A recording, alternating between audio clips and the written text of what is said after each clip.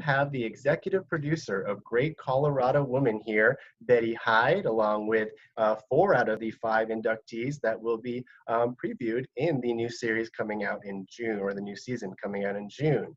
Well, welcome, Betty, and thank you so much. Well, thank you, Michael. It's a joy to be with you today. Yes, you as well. Awesome. But tell us a little bit about what this Great Colorado Woman film series is. Or well, did you want me to talk about the hall first or the film series? I'm sorry. Yeah, so I should introduce the fact that the Colorado Women's Hall of Fame is what we're seeing in Great Colorado Women, and we also have RMPBS here as well, which I'm going to go ahead and find one of our people here. But go ahead and tell us about the Hall of Fame and what the inductees are for. Thank you, Michael. The Hall of Fame was started in 1985, and it was founded to tell the stories, to honor and recognize the achievements of women who have a tie to Colorado. And they are recognized for their outstanding contributions and achievements, and not only to Colorado, but to the nation and the world. And since 1985, 162 women have been inducted into the hall. So deserving women who have this tie to Colorado are nominated for consideration into the hall by people who are like you, who are listening to this webinar today. And then the nominations come in odd numbered years. And from that group of women who are nominated, 10 are selected. 6 contemporary and 4 historic. And the criteria and the nomination form are on the Colorado Women's Hall of Fame website, so you can go to the website and get that information. And the selection is made by an independent selection committee of people from around the state of Colorado. Then when these 10 women are selected, they are actually inducted into the Hall of Fame in the even numbered years, and generally it's in March because March is Women's History Month. Now, unfortunately, this year, we all know nothing happened in March, so the induction has been put off until next year. So please check the Colorado Women's Hall of Fame website, and you will get information when the date is firmed up and decided for sometime next year. So the Hall's mission is to inspire women and girls to dream and to realize that they can achieve their dreams. And the Hall also strives to educate women and girls and men and boys about these women and their outstanding achievements and their contributions. And the Hall does it in many different ways. They have a speakers bureau, we do events, we do portrait exhibits, and now we have this film library. The Hall is managed and operated by a volunteer group of board of directors. It's a 501c3 organization, and the board of directors is made up of people from all around the state of Colorado as well as the Denver metro area. Awesome, awesome. The Hall of Fame does awesome work, and it's really awesome to see these women highlighted when for a long time these women really weren't on the public kind of sphere. So it's really awesome that you can share and highlight that, and on top of that, that you can share it with this awesome film series. Now, we would have our representative from the Rocky Mountain PBS, Gabrielle, here today, and she actually worked really hard to help share this with us, so we really do appreciate the work with Rocky Mountain PBS. Now, how did you get this show on Rocky Mountain PBS? Well, let me tell you a little bit about the film series and how it came about. Mm-hmm. I was elected to the chair of the board of the Hall of Fame in September of 2013.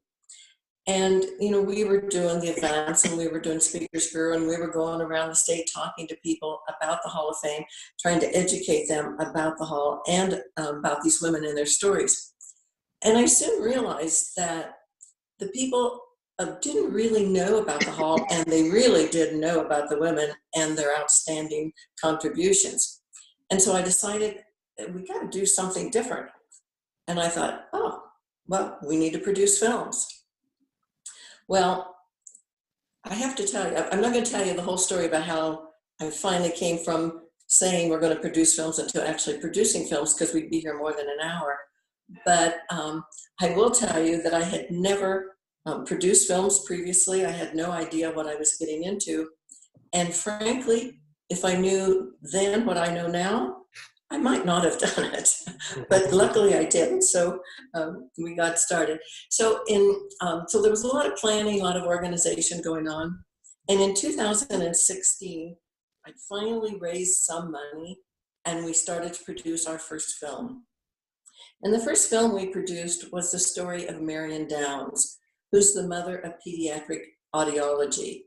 And she's the woman who determined that if you test babies for hearing at birth and determine if they have a hearing issue and treat them, then you can reduce the amount of hearing loss they will have. And she's the almost all babies in the United States and many around the world are now tested at birth for hearing loss.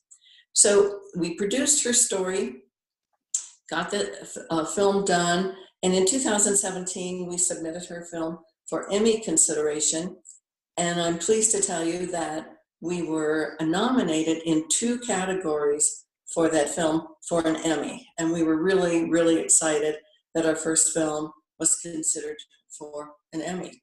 That's amazing. Then, well, it was pretty amazing and really exciting. And then we started on our second film, and the second film was the story of Dana Crawford. And Dana Crawford is well known nationally and internationally as a preservationist. And Dana is best known, and she's called that she saved the soul of Denver. She saved historic Denver from the wrecking ball.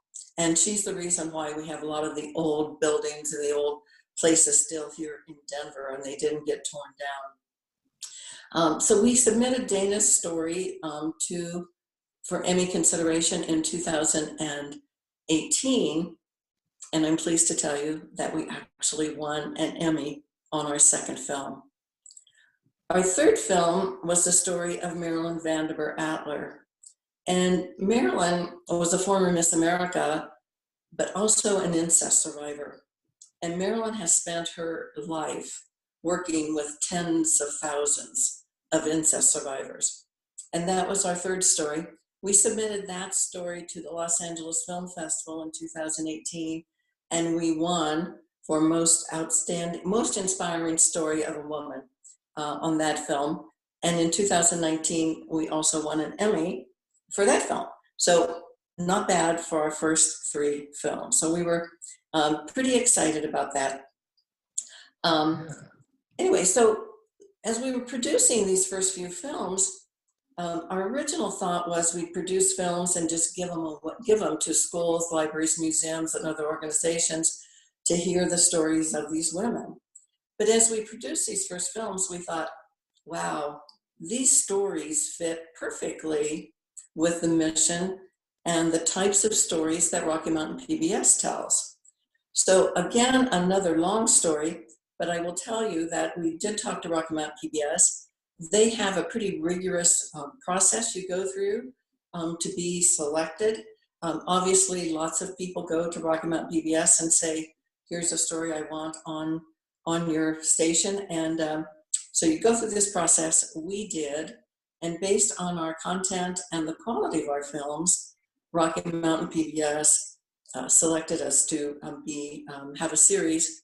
Our first series, season 1, aired in 2018. Our second year, season 2, aired in 2019. And on June 11th, in a few weeks, our third season will start on Rocky Mountain PBS. And the series is called Great Colorado Women. And I just can't tell you all how wonderful and how appreciative we are of our partnership and our relationship with Rocky Mountain PBS. They're just a wonderful organization to partner with. That's amazing. What a long way you have come, Betty. Now, I'd love to know, season 3 is coming out, and we have 4 out of the 5 of the episodes here. I'm wondering, would you like to introduce all the people coming in here for season 3? I would be happy to. I'm really pleased. Season 3 is 5 films, and all 5 of our inductees had planned to be here today, but unfortunately, one of our inductees had a personal emergency just in the last couple days and couldn't make it. So let me tell you a little bit about her first. Alicia Caron is a woman who leads through her faith, and she's made her mark in Colorado and nationally in education and in business. And she was one of the very first Latinas in Colorado to receive her doctorate degree. But her love of education was instilled in her at a very early age, and she has spent her entire life focusing on the education of the most needy. But since she can't be with us today, I think we have a short clip of her film that we can show you right now. All right.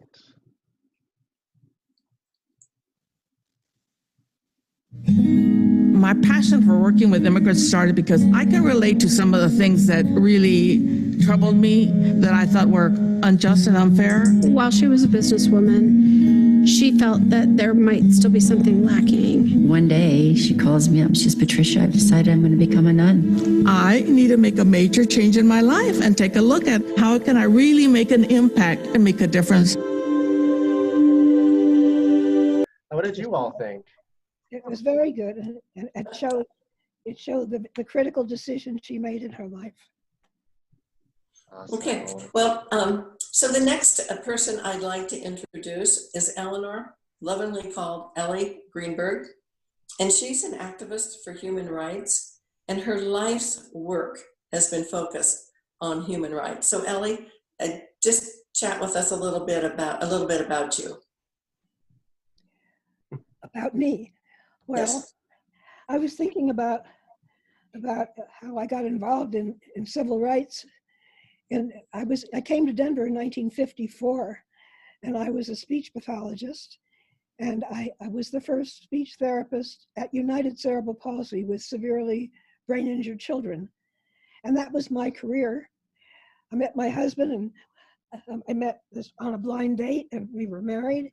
And so by the 1960s, I had 3 little children, 3 under 5. And there was no more career. It was time for me to be involved with the community. And the issue of the day, of course, was the civil rights issues. And in 1963, I established the Littleton Council for Human Relations with colleagues and friends from this area of town, this Arapahoe County unincorporated area, Englewood and Littleton and so forth, South Denver. And we had lots of ministers and a few rabbis and a lot of teachers and women, friends of mine, all of whom were concerned about the civil rights issues of the civil rights movement. Happily, in 1964, in January, we worked with the Denver Black Ministerial Alliance and shared Martin Luther King's visit to Denver with him on a Saturday afternoon in Littleton at the Grace Presbyterian Church. And we brought Dr. King here, and my husband and I had the privilege of going downtown and picking him up, and him and with his bodyguards. And I was saying to our friends earlier that he was really quite short. He must have been perhaps 5'5" or 5'6" or 4" or something like that, but the bodyguards were huge. And we brought him to the Grace Presbyterian Church on Arapahoe Road in Littleton. And of course it was filled to overflowing. And it was really a major event that the council was able to pull off in the early days. It was a privilege to be able to spend time with him and hear him speak and so forth. So that was the beginning of my career in human rights, and it grew from there. I won't go into all the years, but from the Littleton Council sort of morphed into the Arapahoe Institute for Community Development, and then we were particularly involved with housing and discrimination in housing, because Black families had been wanting to see show homes in Littleton, and they were prevented by realtors from seeing those homes. And that was, of course, not okay.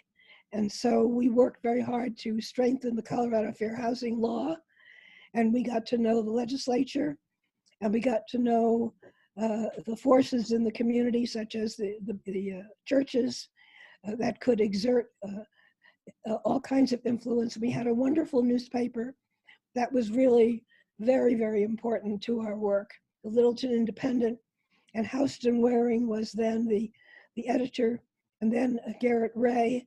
And without those two, I will tell you that we probably would not have succeeded. But the newspaper really gave us tremendous support in the local community. And many Thank you, Ellie. Newspaper. Thank you, Ellie. Okay. Oops. Thanks, Ellie. We appreciate hearing all about all that work that you've done with human rights, and that was really wonderful. And people are going to get to hear the rest of your story when they get to see your film. Thank you. Okay, the next person I want to introduce is Carlotta LaNier. And Carlotta is known nationally and internationally because she's been a civil rights pioneer since the age of 14. And so Carlotta, do you want to just give us a brief little bit about you, please?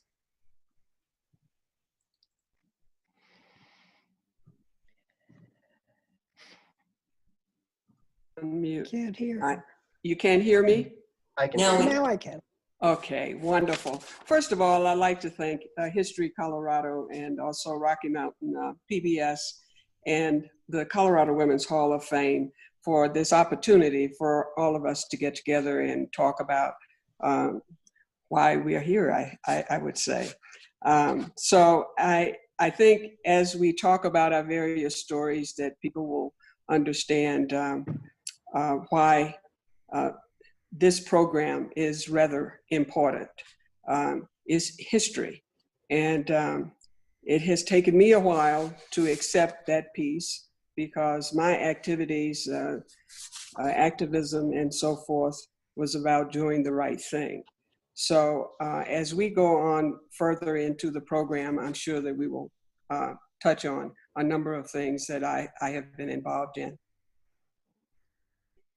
Thank you, Carlotta. Wonderful.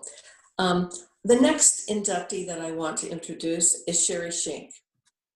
And Shari is a champion for children, and she has spent her life focused on helping children. Shari? Thanks, Betty, and thank you, all of you who have taken the time to come today to listen to us speak. My work has been a very long and remarkable journey for sure, and at times quite difficult. Difficult because it was unspeakably sad, but not without its unimaginable joys as well. I wanted to share how important it is to find myself among members of the Colorado Women's Hall of Fame. To be a part of this incredible cadre of remarkable women gives me a sense of hope and possibility for the future. Because not only has this award honored me and the important work of the Rocky Mountain Children's Law Center, but it basically gives me, a platform. It gives me an opportunity to speak and to inspire and to cajole and to engage the women in the Hall of Fame as well as other women in Colorado. Child abuse and its consequences affect all of us, and our society is less than it could be because we lose so many children to the foster care system or the mental health system or juvenile justice, or frankly, to the cold streets of Colorado. So my dream is to engage the Hall of Fame and all women across Colorado to focus on the unmet needs of children. And I think that by doing that, we can not only change the landscape in Colorado, I think we can change the world. Thank you, Shari. And last, but definitely not least, I want to introduce Martha Yurioste, who's a star in education, and she's well known for bringing Montessori education into Denver public schools. Martha. Hey, I just want to thank everyone who showed up today, who's listening. Of course, Betty, the Colorado Women Hall of Fame, History Colorado, PBS, people, groups, friends, my family, all of the people who have inspired me throughout my life. I think today for me is a very sad day because we know that what is going on in this country cannot continue to be as it is today. I am very, very happy and proud to say that Montessori education was a turning point in my life. I thank Family Star. I thank Great Work Inc. I thank all of the people in the Denver Public Schools, all my Montessori friends, everyone. We have work to do. We must begin to take a look at what we're going to do to restore humanity, human rights, social justice. What can we all do together? I do believe that we all want a peaceful society. And more than that, we want the best education and peaceful society, education, public education, all educational systems. What can we do to support our children, our youth, and all adults in this society, in Denver, in Colorado, in the country, and in the world? We can do it together. Let's just do it. Thank you. Thank you, Martha. And thanks to all of you ladies for joining us today. Yes, I thank you all so much, and you, Betty, for being here and making all this happen. I'm really happy that we could see these, and if you're all ever curious, you can find the film series online, and I put the link in the chat if you're ever curious, so you can look forward to this and more. But did any of you ever imagine, number one, that you'd be making a film series, Betty, or that you would be in and a subject of a film series? Does anyone have anything to say about that remarkable feat? Are you talking about to Betty or to Martha or to all of us? I think any of you could really tell me, what did you expect? What did you react like when Betty was like, would you like to be in the series? I was shocked. I'm honored. And then I was thrilled. And then I said to Betty, who, me? How can this be? That's what happened to me. I was just honored beyond belief, and still am. I think as somebody that struggled for 40 years to get people just to listen to me, the fact that somebody wanted to celebrate me in a film was quite remarkable. Could not ever have even imagined such a thing. Well, I'm quite honored that Betty asked me to be a part of this. It's not something that I started out to do at the age of 14. I can tell you that. So for people to want, I have been told so many times that people want to hear your story. And so I have done some other things to help in that area as far as education goes by writing a book, A Mighty Long Way, My Journey to Justice at Little Rock Central High School. So if it helps with that and help young people to understand why they are sitting in a classroom with other kids that don't look like them, then I'm just pleased that I was able to participate in this. Amazing. I'm another person who's honored beyond belief. I really had no idea we would have an opportunity to do something like this. And given the environment today, the news of last night, and the rioting that's going on in this country, and the discontent of yet another generation, it means that we still have so much to do. And we need to find young people who will do the work to get peace again on our streets and see what the issues are in all these neighborhoods that are causing people to be so upset. So while I'm delighted for the hall to have this opportunity with PBS and thrilled that Betty was able to get this for us as a chance for us to tell our stories, I think somehow we must help to mobilize the young people today in the directions that we all believe in, so that these human rights issues get resolved and don't stay yet for another generation. For sure. And Betty, on your end, what was it like to get these obviously inspiring women together in a film series? Well, what's most exciting for me is I get to tell their stories. And I'll tell you, when you're creating a film on somebody's life, you get to know them pretty well. And I'm just honored. I can't even begin to tell you how honored I am that these women allow me to tell their stories. And their stories are so fascinating and interesting. And what they've done is so amazing that it's just important. It's so important that women's stories get told and that women's stories don't get lost in history. And so, well, I will admit it's a lot of hard work.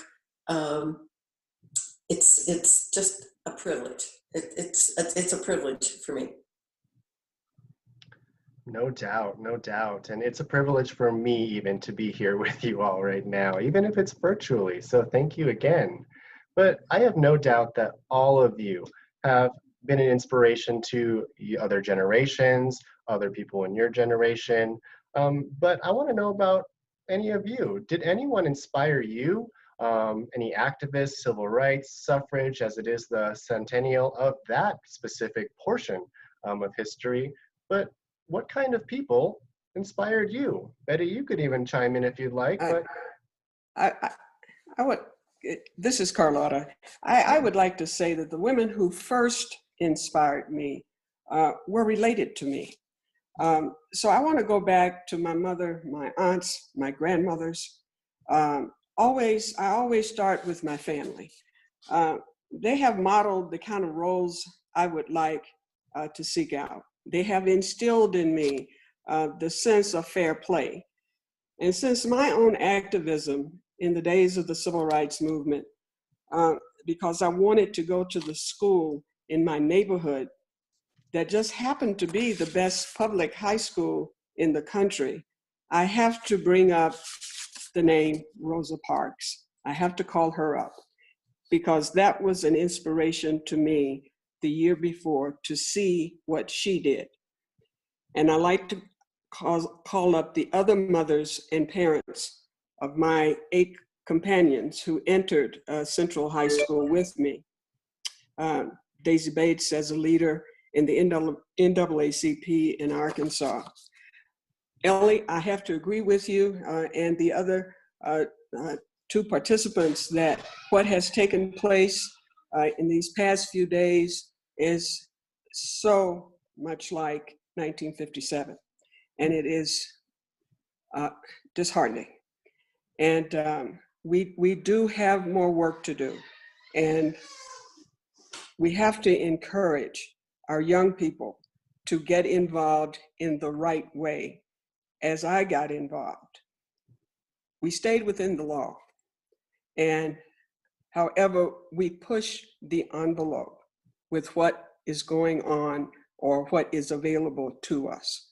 So it is necessary to continue to do that type of work.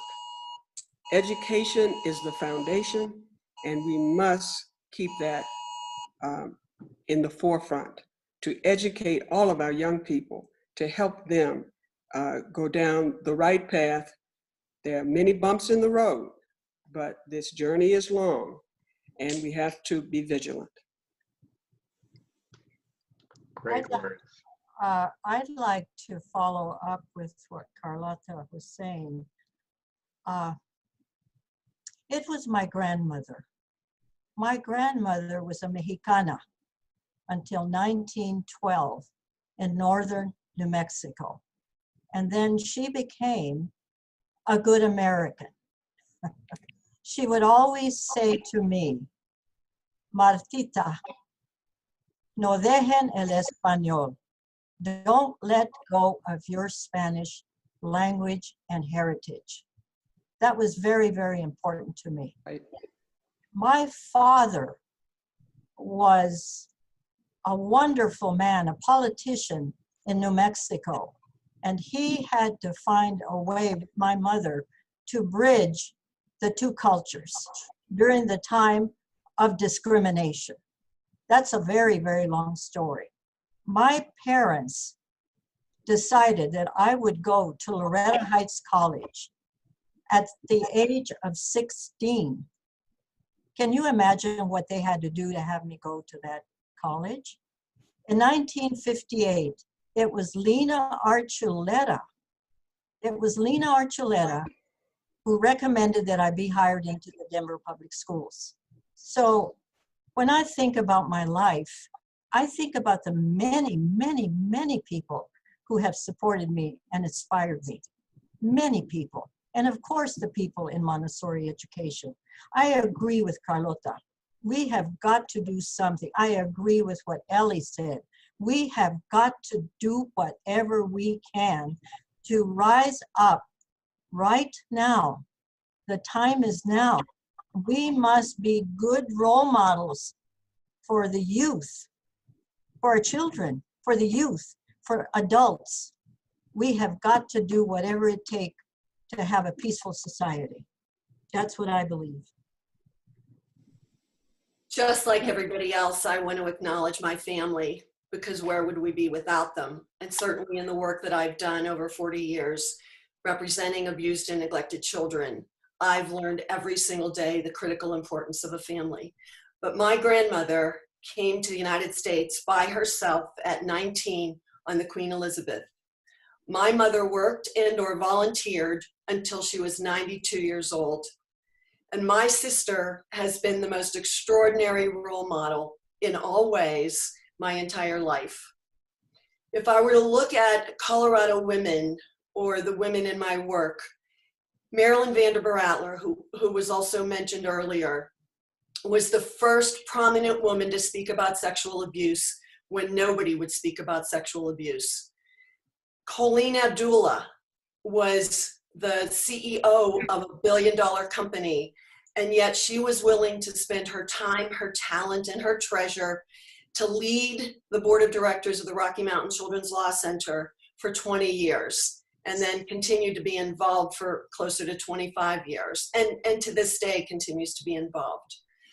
But perhaps the person that most significantly suggests the importance and the difficulty of the work I've done is a young woman by the name of Tish.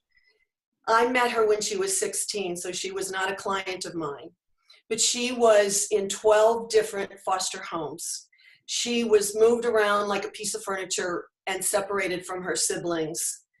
She was adopted at the age of 17. She was relinquished before she graduated from high school. She couch surfed her final year in high school, and then graduated with honors, worked her way through college on her own, and then with the help of a benefactor went to nursing school, and just a couple of years ago graduated from nursing school and is now on the front lines of our healthcare system. When I think about the clients that I have represented over the last 4 decades, I can tell you that every one of them was a mentor or a role model for me in terms of their courage, in terms of their willingness to overcome challenges, daunting challenges that I, in my own mind and heart, felt that I couldn't have overcome as a child, and yet they were determined as long as they had somebody by their side, somebody helping them and letting them know that they matter. And so I would like to also speak about what's happening today. And what's happening today is that there are young people speaking out, whether it's the young woman who went to the United Nations or the 11-year-old that spoke on the Washington Mall in Washington, D.C. about gun violence. We have young people speaking up because, in my mind, they don't think we are. They don't think we're doing our jobs. And that's a really sad commentary on where we are in this nation. We are dealing with so many issues that have been with us for decades, and we do need to do more. And we need to rally everybody and anybody that cares not only for others, but for themselves and their own families. I'll make a short comment because I think our time is getting short. But it's interesting to me that we all had some family inspiration. I'm surprised at that and pleased about that. But it's something that we're fortunate about because not everybody has people around them in their own personal families that do inspire them. In my family, it was an aunt who is my grandmother's sister. I guess she was my great aunt, Sarah Holland. And Sarah Holland showed me how to organize. She created the Sarah Holland League. And under the Sarah Holland League, this was in the 1920s, came all these other organizations that were charitable organizations, some dealing with children, some dealing with divorce, some dealing with handicap. And this whole array of organizations came from her beginning this particular organization. And for the Sarah Holland League, she had a luncheon. Sound familiar to me, to you? She had a luncheon, and every year she would gather people together and raise money from all the family and all of her friends and all of her contacts. And that's how she raised the money. So Sarah Holland, my aunt, was my inspiration when I was a child. And I thank goodness for her because I saw that it was possible to do all these rather impossible things or things that were difficult to do, even in the New York area, which is where we all lived. And then I went to camp and I had this marvelous role model named Natalie Steinbach, who was an attorney. And she was the camp head counselor. And she was a tough, articulate, brilliant, tennis playing, couldn't sing a note on key, wonderful, wonderful, strong, strong woman. And she showed me how that you could juggle an important career, a family, children, and all that, and still do a really good job as a mother and as a career person. And then when I came to Colorado, it was fortunate that I did go to work at United Cerebral Palsy because I worked with aides, people who were aides to the professional teachers, and they were from the community. And Georgia Branch was an aide in our school, and she was in the Black community, as was Lillian Waters.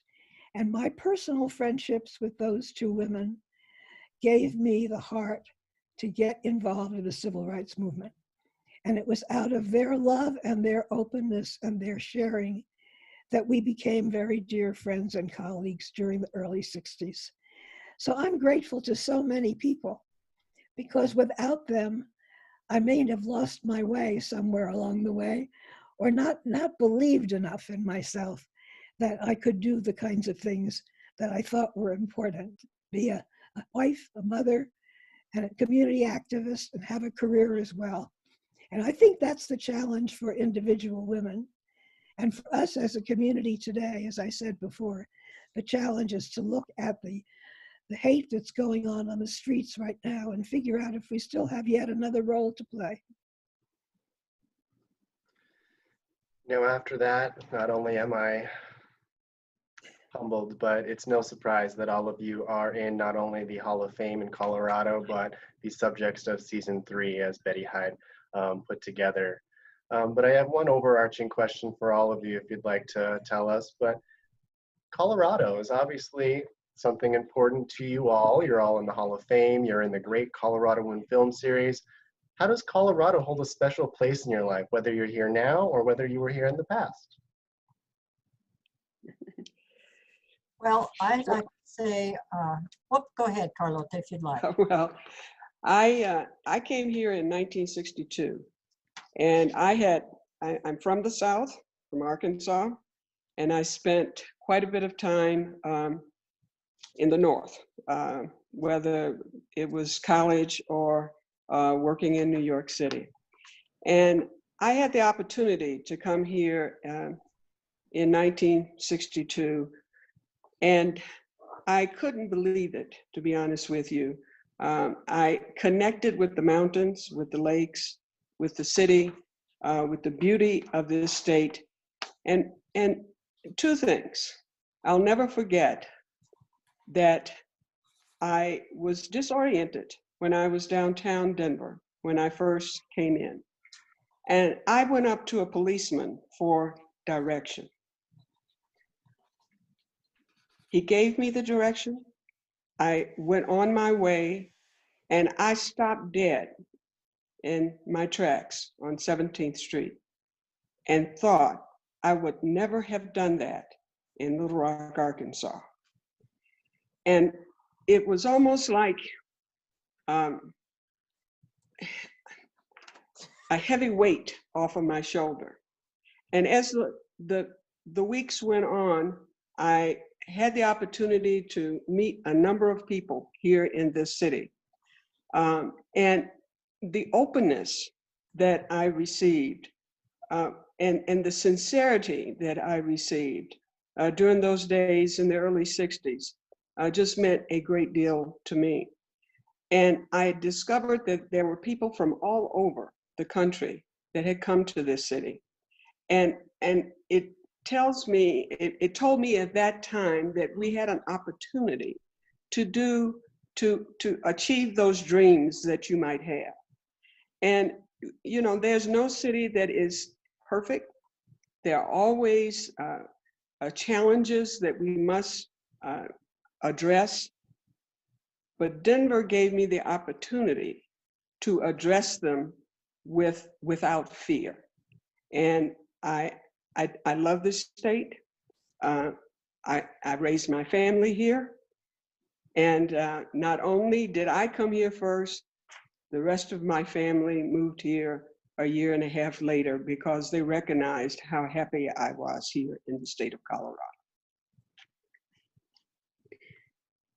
Well, I'd like to say, Mike and everybody, I love Colorado. I left Raton, New Mexico when I was 16 years old. I was enrolled at Loretto Heights College, and you know, at that time, it was way, way out. Loretto Heights College was. It wasn't really yet in Denver. And I was very young, and I was hired in 1958 into the Denver Public Schools. I was with the Denver Public Schools for 45 years. I was accepted as an individual, a person of worth. Right.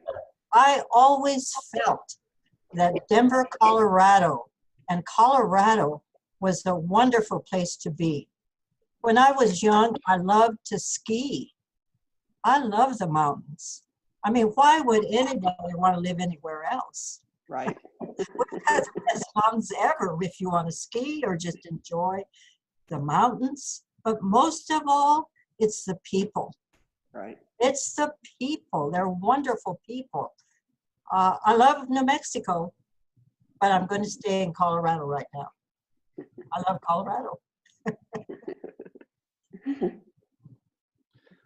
Amazing. I actually came to Colorado because I was recruited to run a federal demonstration project that looked at the quality of legal representation for abused and neglected children. And so I thought, wow, I'll go to Colorado for a year because that was really all the time they guaranteed me. And so I got here and realized very quickly that you can't do anything in a year. And so I raised the money so that I could finish the project in the 3 years it was intended to run. And nobody lives in Colorado for 3 years and goes anywhere. So I fell in love with the state. I fell in love with the sunshine and the mountains. But I had an epiphany as well. I was sitting in the back of a courtroom, and this was before I was practicing law in Colorado. I was just running this project. And so even though I'm a lawyer, I couldn't practice yet. And so I was just sitting in the back of the courtroom and I was observing. And I saw play out the life of a little 2.5-year-old child. And I was so shocked and appalled at what was happening to that little boy and the decision that had been made at that hearing. that I walked out of that courtroom with a commitment that I was going to start my own organization. So threw up all the plans of possibly returning home. I was going to start a nonprofit, yet I really had no idea how to do that. And so the thousands of people, whether they be staff attorneys, volunteer attorneys, donors, or others that have allowed me to do what I was passionate about and wanted to do is truly remarkable. So for those of you that talked about the people, I have to say that I have met so many wonderful people who have been so willing to give of their time and their hearts and their resources so that the Rocky Mountain Children's Law Center could do all that it has done for children. Well, I love this state more now that I've heard all of these, so thank you all. Now, Betty, we're back on you here. Now, what do you love about Colorado? And then we'll talk a little bit about what's coming up. Okay. Well, I was born and raised here, so I love Colorado. I did move away for a few years and lived in California and in Iowa. Hello to the person from Iowa that's on the call here with us. And while they were interesting places to live, when I had the chance to come back to Colorado, I said, I'm coming back and I'm never leaving again, because it's a lot of things. Colorado's a lot of things. It is the mountains. It is that 300 plus days of sunshine. It is the people. It's the openness. It's the ability to take risks in Colorado that I think other places you can't. I think it's the acceptance. People in Colorado accept you for whatever you are. We don't care if your family came over on the Mayflower. That's not important to us. What's important to us is what's in your heart and what kind of person you are. So a lot of the things that I think are hindrances other places are not so much in Colorado because of the openness. And maybe it's open because of the open spaces we have here. I'm not quite sure. Or whether it was the original pioneers who came here because it was, the frontier. And I'm not quite sure, but there is a spirit in Colorado that I think is somewhat unique. Beautiful. Now, I'm going to share my screen again so we can see what's coming up. But Betty, while I'm doing that, we're going to see season 3 on June 11th, starting with Alicia Cuaron. And I'll put that screen up here. But what are you working on for after? Is there a season 4, or are you trying to do that? Well, like we said, season 3 will start here on June 11th and run for 5 weeks. And I want to tell you, I want to thank Rocky Mountain PBS for airing season 1 and season 2 leading up to season 3. And if anybody on the webinar has not seen the films of season 1 and season 2, you can see those films if you go to the Colorado Women's Hall of Fame website, or you go to Rocky Mountain PBS website. There are 5 films in season 1 and 5 films in season 2. And they are on both websites. So you can see those films, and those stories are as powerful and as interesting as the ladies that you've got to meet today. But yes, I am starting on season 4. And so that means raising the money, researching stories, and thinking about how we're going to get these things filmed. And so it all starts with donations. And the support of people like all of you who are listening today, who care about women's stories and care about the fact that women's stories are being preserved for history.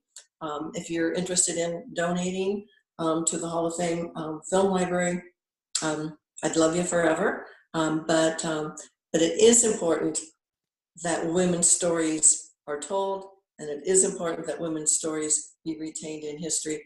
And so the next 5 weeks, starting on June 11th, you'll get to see some new stories, and then hopefully we'll have a season 4 sometime in 2021.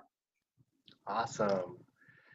Now you can see this list up here of all this, but now I'd really like to open it up to the audience if you have any questions. But if any of you have been able to see the chat, I've seen some awesome comments on here. And I'll say those out loud, but if anyone has any questions, put them in the Q&A option or in the chat, and I'll be sure to answer them or in reference anyone specifically if you'd like. But Michaela, I'm sorry if I said that wrong. Your stories, she says, your stories are very important to be in film, as many women's accomplishments have been lost to others only to be discovered, or at least some of them many years later. So that's a very awesome thing to say.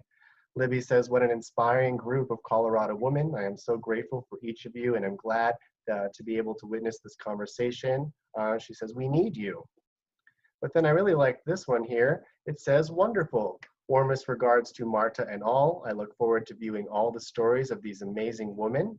Thank you for also your powerful message to act now to create peaceful societies and help youth act together with all generations to enable justice and accountability as a part of the essential elements needed to advance towards a true culture of peace. Women like these in Colorado are leading the way, and you're all a great example of inspiration right there. All right. Well, while we're waiting for any questions, does anyone have any concluding thoughts or anything they'd like to say to our awesome audience? Yes, I will. Awesome. Well, Montessori education is about peace, education and peace. And I think right now we all yearn to have a peaceful society. So I really do believe that everybody who is here today with us, more than likely, is as concerned about it as we are. Because in the end, what we all want is human rights. We want social justice. We want equality for all. And most of all, what we want is a peaceful society where our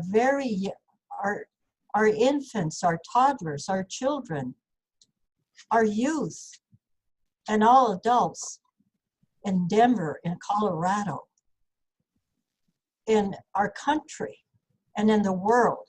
So I guess what I'd like to say is, please join us. Please join us. Yes, we can. And yes, we will. Thank you. Very good, Martha. Now, I do actually have a question here that's for Betty. So thank you, Martha, for that beautiful, beautiful words. But Betty, we have a question as, with 15 stories now filmed, what are the common traits that you have noted in your work with all of the inductees? Wow, that's a wonderful question. And I guess I hadn't thought about it. So what I think comes across is that not any one of these women grew up and said, I'm going to be X or I'm going to do Y. But what happened was that a situation arose and they stepped up to it. And they made a difference by stepping up to whatever that situation was. And I think that's the common thread with all of these women, that they had the strength, the inner, to just step up to what happened in their life, and they made a difference. So I think that's it. Beautiful, beautiful. I mean, it must be so awesome to just find and work with these women and just hear their stories one-on-one. So I think it's just such great work. Well, like I said earlier, it has been an honor and a privilege to get to know the women better by telling their life stories, but also to tell their life stories, because all of them have such a wonderful story to tell. And it's a story we all need to know. For sure. All right, well then just some questions that kind of came up about the recordings. I do plan on working with everyone to put this on our YouTube page of History Colorado, so please look forward to that. And then I got a question from Patrice just asking if this will be viewable on PBS stations in New York, and that I can't 100% answer for you. I feel like you can access RMPBS, but what about you, Betty? I can answer that. What's happened in the past is that when Rocky Mountain PBS airs the films, and it goes to their website, then National PBS picks them up. And so you can pick them up on National PBS. But if you're in New York, you can just go to the Colorado Women's Hall of Fame website. You can go to Rocky Mountain PBS website, and actually you can go to National PBS and pick up our first films. Awesome, that's great to know for me as well. But then I wanted to make sure Richard Urioste wants to say a big congratulations to Martha, the Messiah of Education. So I just wanted to make sure that that was conveyed. Well, All right, I have to say to Richard, thank you for being on. I love you. All right. Well, we're going to go on to conclude here, but I'd love to give you a moment. I will say that I've been looking for Ellie to come back into the attendees to make her panelist again. I know that her internet was having some troubles, so we will see a short clip of her pretty soon here. But sad that she had to drop out really fast. But any more concluding thoughts? Maybe Shari or Carlotta? I'm just happy that I had the opportunity to be a part of this panel. Unfortunately, it could not be held where it was initially scheduled to be, but this just says that when we run into adversity, we find a way to accomplish what we started out to do. And this is one way of doing it. Beautiful. And I thank you very much for Colorado history, also for the Colorado Women's Hall of Fame, and most of all, Rocky Mountain PBS. Awesome. And we did get Ellie back here. Anything that you'd like to say, Ellie, now that you're back on? Oh, I apologize. I don't know what happened. All of a sudden, everybody went away. I couldn't find you again. My problem, I suppose. This has been a great, great honor and a great privilege and an opportunity for us. And I cannot tell you how much I appreciate it. All of you who've done so much work to put this together, our dear Betty, and you, Michael. I mean, in PBS, I'm just really overwhelmed with the possibilities. And I think we all have a single voice in what we have been saying relative to trying to enlist others with, this is a new wave of activity that we need to create again. And I think we're all sort of in the same place. We may have some energy yet left to do it. And that's really something for us in the Hall of Fame to wrestle with. And perhaps that's one of our responsibilities and one of our privileges of being in the hall, to be able to figure out what might come next and how we can help make that happen. For sure. Shari, how about you? Do you have anything else you'd like to tell the audience? Just like to encourage everybody that's listening. And rather than think about myself as an extraordinary woman, I think of myself as an ordinary woman who may have been able to do extraordinary things because of so many other people that made it possible. So everybody can do something. Maybe no one can do everything, but everyone can do something, and that something matters. So just know that each of you, if you're moved by a cause or an issue or just a simple little task, take it on, do it, and you will be amazed at what it does for you as well as the person that you're trying to help. Beautiful. Well, I, again, am just humbled, and I'm so excited that you all could join us today, and these words were exactly what I wanted to hear today. So I thank you all for your time, what you've done with your awesome careers, and what you're still doing by being here with us today and doing awesome work going on. Thank you, Betty, for making this beautiful series, and hopefully continuing to make the series. But Betty, before we go on to the last clips or what I'm going to be showing you for the next Colorado Lecture Series, any thoughts from you? Yes, Michael, I just want to thank you so very much for your making this happen. Just appreciate all you did. It's wonderful. I want to thank the Colorado Center for Women's History at Byers-Evans. I want to thank History Colorado. I want to thank Rocky Mountain PBS. I want to thank the inductees. And I want to thank all the attendees who listened in today. Thank you all very much. Awesome.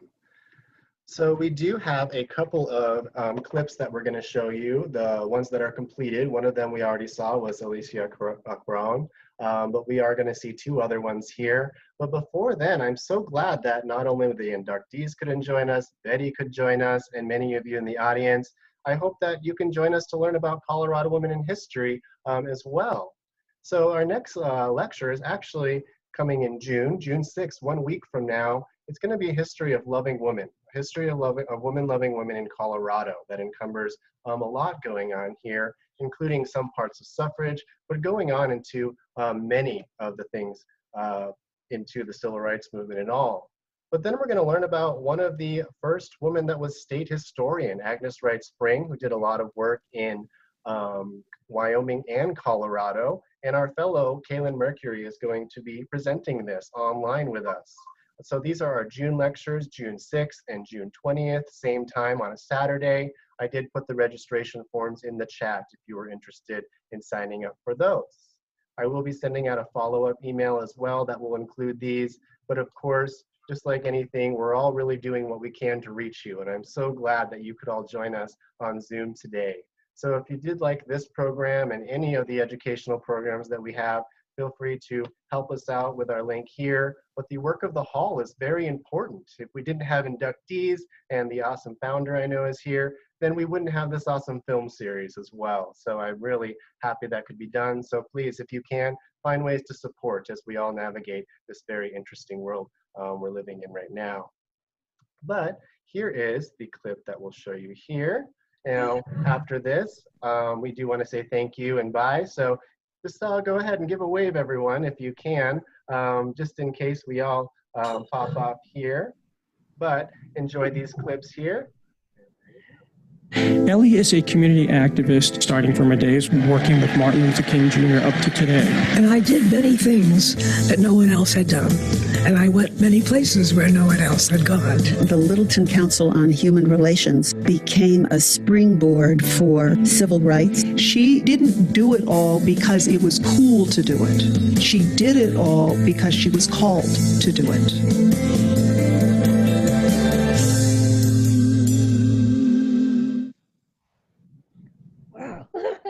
I never saw that. Martha Urioste brought Montessori education to Denver. The value that she brings to the Montessori movement is her absolute unwavering commitment to the child. Because of Martha's leadership, we have built a community across racial, ethnic, and income lines. The number of students Martha has impacted is impossible to calculate. It's got to be in the hundreds of thousands. If I wasn't already inspired, those clips are just making me more inspired. So again, thank you all. Those are the ones that are complete right now, but you know, Betty is working super hard to get these all together. You saw the schedule, so please check out the full film series on Rocky Mountain PBS, Thursdays at 8 o'clock. Feel free to join us in the future for our other lectures. You can see a third one over here. So thank you all very much. That is going to wrap up our program today, and let's all enjoy this Saturday afternoon with whatever we are going to move forward with. So thank you all again. Thank you, the audience. Thank you, Betty, and all of the awesome women that joined us today. Thank you, everyone. Have a wonderful, wonderful weekend. Thank you, Michael.